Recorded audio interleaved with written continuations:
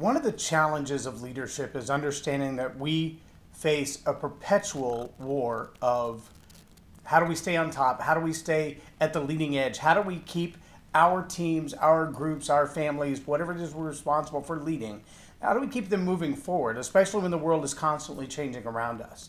And we do see constant shifts in economics. We see shifts in world politics. We see shifts in the way business is done, in the way governments are run, even in the way education takes place in the school systems of any one of our developed countries. Simultaneously, we see all over the world population bases that have been subdued almost into silence because they don't have education systems like we do in the West. They don't have the opportunity to reach the same level of education.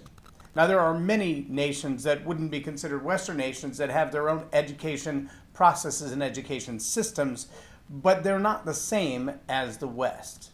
And today I want to talk about one way you can fight back as a leader to not be overrun by the system.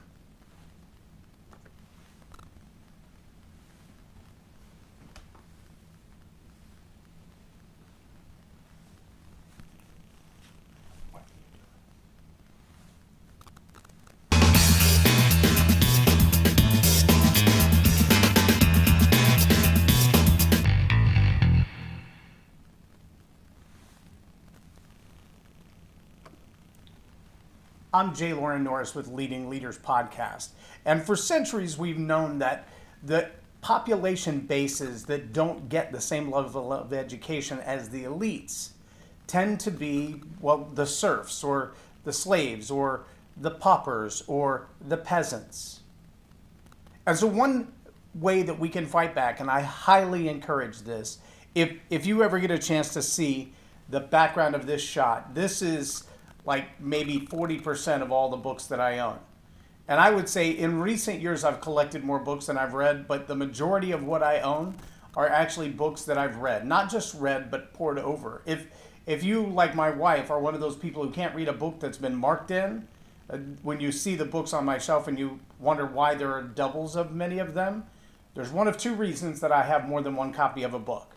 The first of which is, it was a book that when I bought it, my wife decided I want to read that too.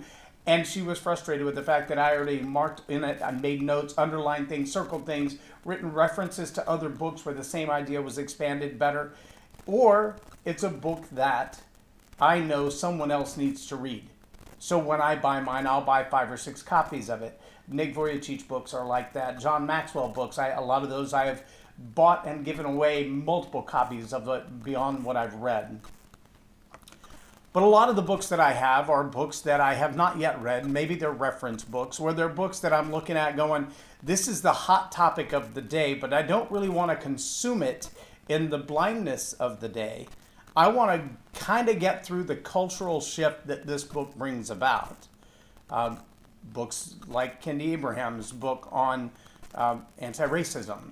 I have a copy of that on one of my shelves. I also have Benjamin Watson's book on racism, and I have other books on racism, and I have recounts of original letters written by Frederick Douglass. So when it comes to talking about racism and the changes that have been made over the centuries in the United States, the last couple, and the ones that date all the way back to King Louis XIV, and how things took place in France and their relationship to the continent of Africa. And yeah, those are the kinds of things that I read and study. And I truly believe that if you want to not become the pauper and not become the serf, not become the peasants, not become the controlled masses, that the one way to do that is learn for yourself, read for yourself, study for yourself. Now here's something you need to know for a fact. What you see on Twitter and Facebook and TikTok and even Google, when you do your research on Google right now, what you get is what they want you to get. What you learn is what they want you to learn. They have filtered, and when I say they, I mean the oligarchs who are the big tech companies in this world. They have already filtered the search response to what you're supposed to know. They don't want you to know everything. There are certain elite minds who feel like, we'll do all the research, we'll make all the decisions, we'll tell you what you need to know. My sister used to have that shirt that said, if I want your opinion, I'll give it to you first. Right now, that's exactly what you're getting from a lot of those who control the information. I've said it before, and I'll say it again and again and again and again. If you don't have an old set of encyclopedias, I challenge you to go get them. If you don't have an old set of dictionaries, I challenge you to go get them. Let me just give you a quick illustration. I'm not going to walk off set because I have two cameras, but I'm going to walk right over here and tell you these are two different dictionaries. Both of them are Webster's dictionaries. You can see it by the cover, right? Both are Webster's dictionaries. And I'm going to look up a word here. Let's see. Democracy. How about that one? I just happen to be open to that page. Democracy. Yep, they're alphabetical. They're a little hard to find on the page here. Democracy. Rule by the people, a community so governed, the quality of being democratic. Did you get that? Rule by the people, a community so governed, the quality of being democratic. That's in a dictionary, the Webster's Dictionary, from 1959. Now, right here in the Webster's Dictionary from 2005, this edition, and I just dropped my old book on the floor. That breaks my heart. I don't like to break old books. Democracy. Democracy. It says, the people, coming from the Greek word. A division of the people. A government in which the people hold the ruling power, either directly or through elected representatives ruled by the ruled. A country, state, etc., under such government. A majority rule. The principle of equality of rights, opportunity, and treatment, and the practice or principle. The common people, especially the wielders of political power.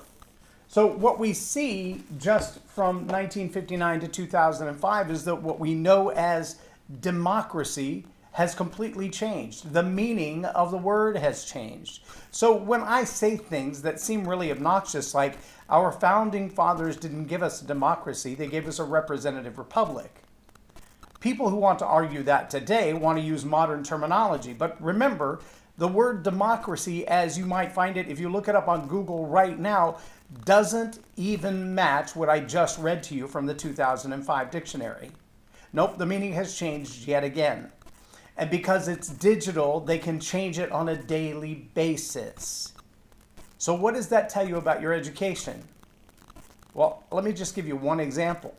In all the years that I was in the fire department and the times that I've taken CPR retraining since I've gotten out of actively being a firefighter, either on active duty or as a volunteer, the process of CPR has changed.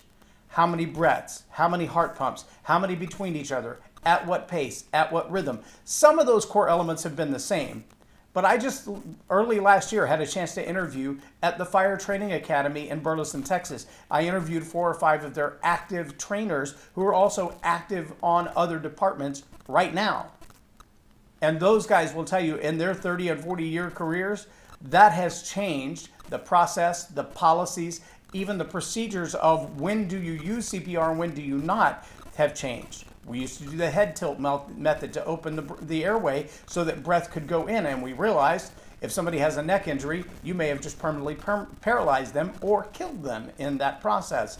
And so that has changed. I understand the necessity for changing and evolving with education and things that we learn as we develop new ideas. But I also understand that when someone else controls the language, they control the battle. If they control the language, they control the war. And if they can change the meaning of what you believe something means deep in your heart, in your psyche, or in the way you apply logic, they can control the way you behave. So the number one weapon for fighting, for maintaining your ground, for being able to stand when the world is shifting around you, the number one weapon, the number one battle that you need to fight as a leader is self-education. You have to be self-educated. I'm not saying you abandon other education, but I am saying you take it upon yourself to be informed, to get the data, to dig back into the concept for as far back as you can get research and statistics, and know the meaning of the words from their origin. Not just the way it's applied today, but where did that meaning come from and why was it used that way when the original concept came up? There are too many things at stake today to simply follow the path that is easily trodden by everyone else. There are too many things at stake today to abandon yourself, your children, and your community to the leadership doctrines, to the education doctrines, to the indoctrination that's being forced down your throat. If you want to be a leader, you need to be a well-informed leader. That doesn't mean that you just take whatever's being shoved down your pipe right now and expect that to be the solution. You better get back to the basics. Go back to the old books. Ask yourself, where did this information come from? Yes, I still keep an old set of encyclopedias from 1980, because when people talk about the Berlin Wall or the Great Wall of China, there's a specific cultural reference, historical reference, and people reference to those times. There were people who believe the Berlin Wall should have never come down, and there are people who believe it should have never been built. And if you don't understand why people were on either side of that, you could find yourself on one side or the other even today. Education, education, education. And I don't mean just receiving what's been given to you. I mean, do the research yourself. That's the number one place that you need to fight as a leader to be able to stand your ground as changes come. I encourage you right now, go spend some time, spend a few bucks. Forget the movie theater this week. Forget the new video game this week. Forget the new pair of shoes this week. Go to an old bookstore, Goodwill, thrift store, half-price books, I don't care. Go somewhere and get your hand on the oldest books in the topic of your interest that you can find and start digging through those and just ask yourself, how much have things changed? And how much more could they change? Then you'll be a leader on the leading edge of change when it comes. I'm J Loren Norris with Leading Leaders Podcast for Tell It Like It Is TV. Have a blessed day.